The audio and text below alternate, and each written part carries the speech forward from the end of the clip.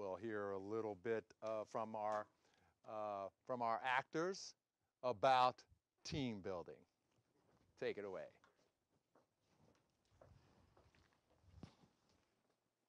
All right. Today, you're all going to be working in teams. The three of you are together.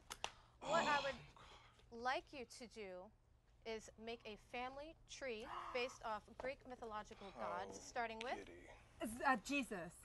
Zeus. Say it again, please. The family tree. I know how Starting to do with this. Zeus. Go. Can I borrow a piece of paper? Yeah. We have Guys, a family wait. tree at home, so Wait, I know I have a brilliant idea for how this project I can know, go. but You not team leader, man. Calm down. There is Calm no how are team we going to leader. draw Calm this down. tree? That's the question. It's not a real. It's not a real It's- tree. Yeah, but she said draw a family but tree this- of yeah, Greek but mythology, symbolic. right? So Zeus So on you top, can- you like write- this. And then we can draw, maybe make it like a pine Then- tree. Yeah, or an like oak a- tree. No, Pine you're tree. drawing no, like the pictures. oak is This gotta be isn't like an bigger. art Nah, class. because like This is the fun like way. ancestry.com, when you do like the family Look, tree, like you Zeus, know how I find my and then- great Oh, auntie, yeah, like that, yeah, ancestry.com. yeah, yeah. Right, Because you right, gotta do right. the tree, No. tree. Yeah, exactly. Professor, Yeah. Yes, sir. I cannot work with you these can make it a people. choice. My They're not shoes. listening to. You What know you mean Where these are my people? shoes? I do not Excuse care me. for shoes. I care for education. mad night. Excuse me.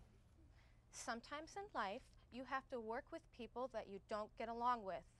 Get over it and go. Professor, I really cannot work with these people. And I really, really, really don't care. I've heard enough about this. Yeah, because you gotta produce it, but you gotta. Enough.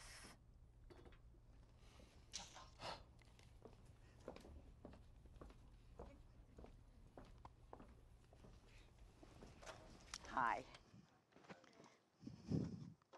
You know, it's a wonderful irony that when we go for job interviews, we're often interviewed by an individual, sometimes even with teams.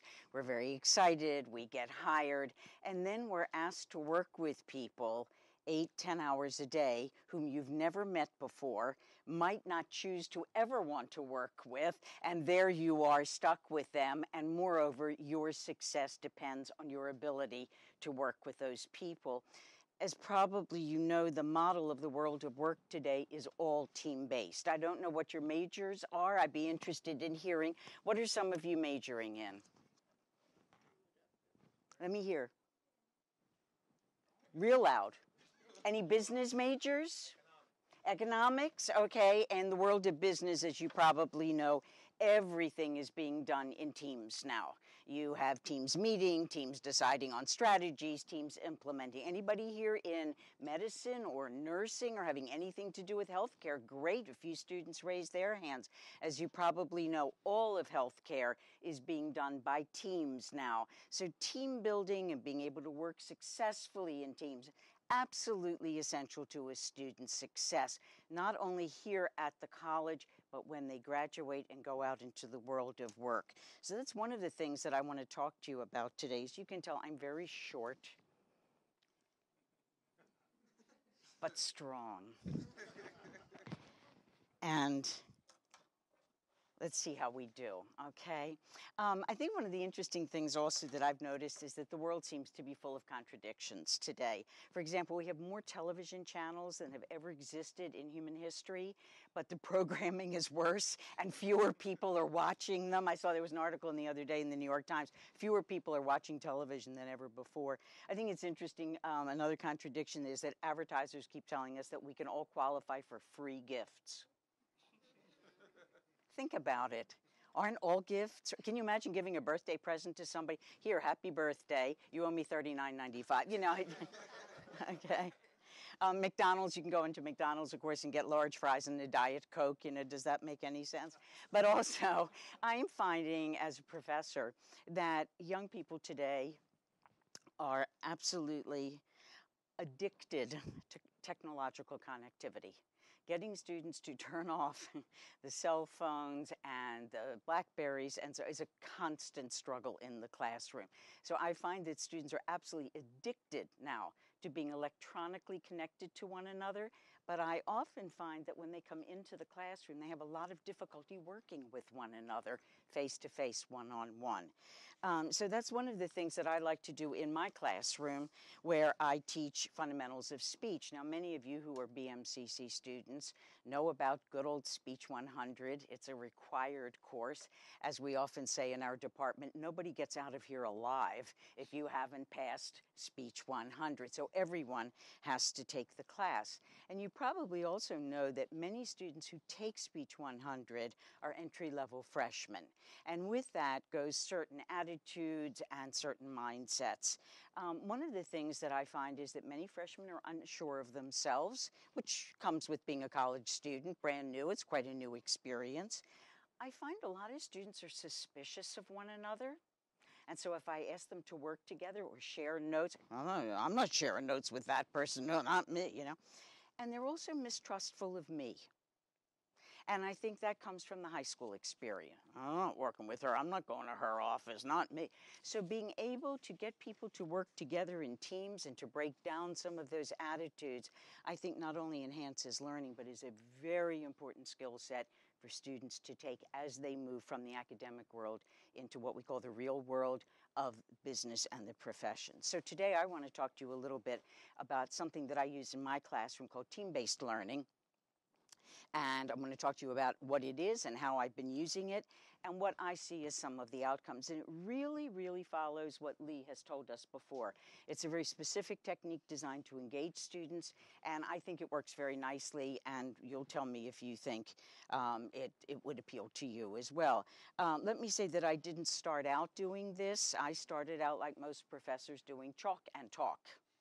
Walk in, you lecture, you leave, and that's sort of the end of it.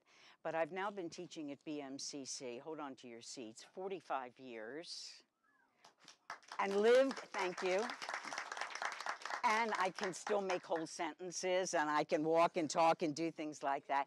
And so like most of us, my teaching style has evolved over the years into things that I think are more effective and more applicable. Also, I do corporate training, and a lot of what I've learned doing corporate training has informed my teaching in the classroom, because in corporate training, people have to move very, very quickly. They get a Speech 100 course in a day and a half.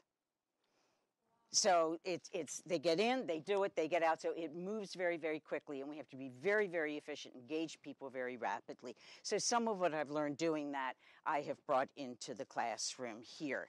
I think that some of the outcomes or the benefits of this style of teaching and learning is, first of all, I think students learn course content better when they work in teams. I think, second, they have a better learning attitude when they work in teams. I think they develop better learning styles. I think they definitely have better academic success, which I will talk about to you later on. And I think they're better prepared for the world of work, where we are expected to work with one another, people we don't know, people we didn't choose, and sometimes people we don't like. And as our actors showed us a little while ago, but I think it's a great experience, and it benefits, I think, both the faculty and the students. So let's get started and talk about what is team-based learning. Basically, what I do with my students in the classroom is I divide them into teams, and usually teams of 5. I find that's about the right number. Smaller than that, not so good. Too big, too many people could drop out of the activity and let others kind of run the show. And there are 2 types of tasks that are always at the heart of team-based learning. One of them is finding solutions to problems. Because I think when you're given a task and say, here's your problem, now solve it, and you have 10 minutes. I think it puts everybody on their toes. I think it's active, it's engaged, it's challenging. And again, in the world of work, what is the expression? Time is, it's true.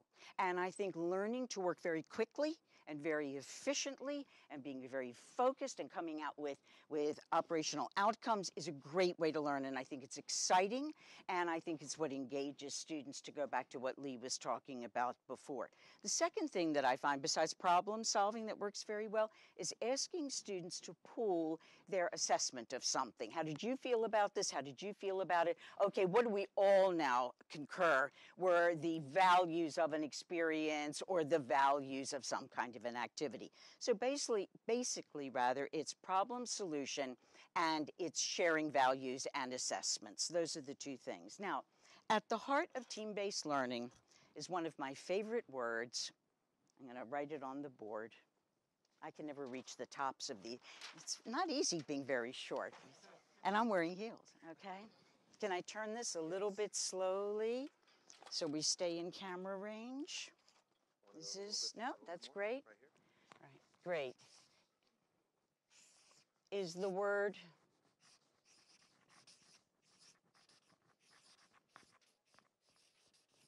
collaboration? Did I spell that right? I'm a bad speller. By the way, just a little personal note. I'm dyslexic, and I always share that with students because sometimes students say I have a learning problem, and I too have a learning problem. I didn't know it because when I was a kid growing up, they didn't know it, but I just read funny. And later on, I learned that I was dyslexic, but I have a PhD, so how bad can it be, right? So, you know,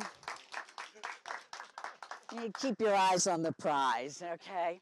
And the reason I love this word is if you look at it, what it means is to co-labor, to work together. And that is the essence of team-based learning, is collaboration. Not compromise always, but collaboration, working together, okay? And that is the heart of team-based learning.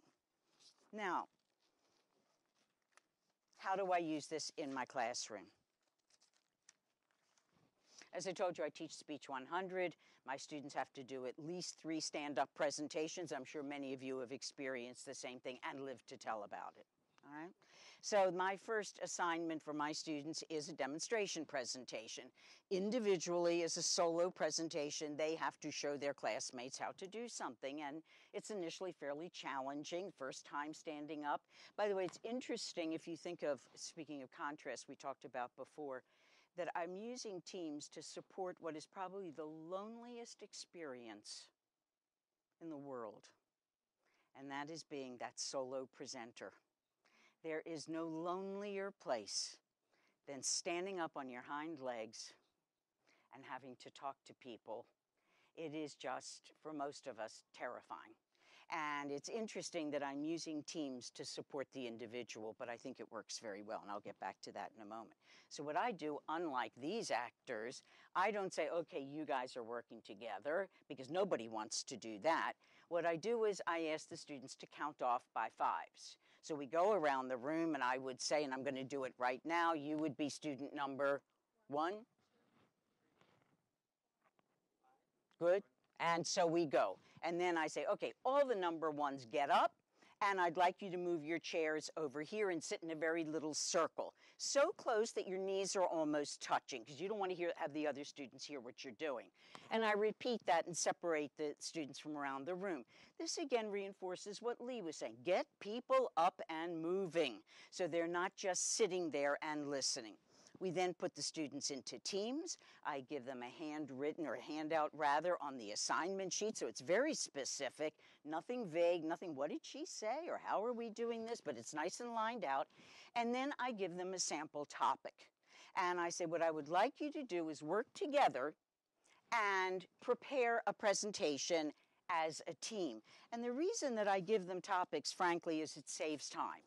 Because if they had to pick the topic, we'd still be sitting in the teams going, I don't know, what do you want to do? So let me tell you a couple of the topics that I've given to students for demonstration presentations. And these are so easy, they don't require any research. Everybody can participate. One of them would be something like how to shake hands with impact. That's an easy one, okay? Another one would be how to have good table manners. That one's always fun. How to tie your shoe. That is much harder than you would think. And I often use it to illustrate how important it is to break something down into tiny little manageable steps. Because most of us say, oh, I know how to tie a shoe. You tie your shoe. Yeah. Well, I want you, as a good communication student, to learn to go through the steps and stages and explain them very carefully. The final one that every student loves, this one, this I always say is the best one, is how to make a positive impression on a first date. And all the teams, everybody wants that one, and it's really a lot of fun. Okay, the students then meet, and for every class, we spend a few minutes on lecture, and the rest of the time, the students meet in teams. And their job is to divide up the tasks. That is, one student says, all right, I'll do the introduction. Somebody else says, I'll do main idea 1. Those of you who took Speech 100, does this sound familiar? I'll do main idea 2. Another student says, I'll do main idea 3. And another student says, I'll do the conclusion. And they then collaborate on how are we going to do this? And the thing that I really want to stress is if one student is getting stuck, I can't think of an attention getter. I don't know how to start this presentation. That the other members of the team will jump in. Well, you could tell a story. You could do this. You could do that.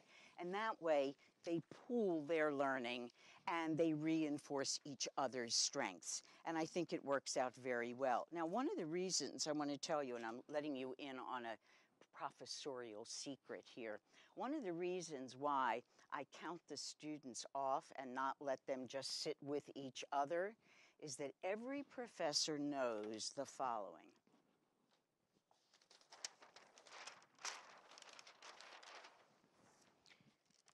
If this is the classroom, and down here is the teacher's desk or the professor's desk, you can tell a lot about students from where they sit in the room. For example, the people who sit in this general area are the students we refer to as sponges. These are the sponges. They're there to soak it up. The students who sit along the sides over here, they are in 2 categories. I know you're all thinking, now where do I sit in the classroom? Some of them are, this is a little magnifying glass, they're observers. They watch, they take it in, not too participatory, but they're there. Some of them who sit along the side are, we call, these are palm trees I'm drawing, vacationers. Okay, don't take it too seriously. It's these people back here that we worry about. And they are the prisoners. Is this not true? Absolutely, okay? Now, I've learned after 45 years, you don't let students pick their own teams because you know what's going to happen. The prisoners are going to sit with the prisoners, the sponges are going to sit with the sponges, and the vacationers are going to kind of cruise along with the other vacationers, and that's not going to work out very well at all. So by counting off, I'm breaking that up. And I'm forcing students really to interact with new people, new students, maybe somebody they've never met before, hopefully, different backgrounds, different ideas, different attitudes, different values that they bring to the educational experience, okay? I've also found that the stronger students really assist the students who aren't so good. And the students who aren't doing so well get the help of the stronger students, and it reaffirms everybody and makes everybody feel really good. For the next assignment, I rotated so nobody ever works in the same teams again. I've also learned over the years that you have to have a reward and punishment system. So at first, when I started this technique, I thought, oh, students will just want to do this for the sake of being good at it. Foolish person that I was. Then I thought if I brought them a box of cookies to the team that did the best job, because they actually have to stand up and then deliver the presentation. But there's no grade attached to it. It's really for practice, but it's a great practice. So person 1 does the introduction, they sort of hand off to the next person, and so it goes. I now give the winning team 2 points toward their final grade in the course. And I find that students really work much harder just to get those 2 points. And you know, sometimes 2 points is a great tipper. And it works out very nicely. So this is how it goes. And we do other activities as well. Now, what do you think are the outcomes? Well, I think it really promotes camaraderie in the classroom. And I think people learn best by doing. So I think it really drives home the learning, because you're not just hearing me tell it, you've got to learn how to do it, both in the team and then individually when you stand up and do your own presentation. So I think it's terrific learning, okay? The downside, yeah, it's a little bit time consuming, but that's okay. I think the good part of it is much less lecturing on my part, a lot more learning on the student's part. Now, the one last thing that I want to mention to you is that Speech 100 has the dubious distinction of having the highest non-completion rate of any course in the college. I didn't say failure. Students just drop the course. And those of you who've taken the course probably know at the end of the semester you look around like, what happened to all my other students around here? Didn't we start out with more? A lot of students just fall by the wayside. My experience, and let me say that I've lost as many as 50% of my students. There were a couple of semesters when 50% of the students had dropped the course. I have found now, using T-based learning, maybe 3 or 4 students will drop, but the rest of the students stay in there. And I think it's not me keeping them there. Do you know who I think is keeping them there? The other students. So I really think team-based learning is an absolutely wonderful technique. I hope you have a chance to use it sometime in your classrooms and that you will jump on the opportunity, because I think the more, or let me rephrase that, the less I teach, the more you learn. Thank you all very much.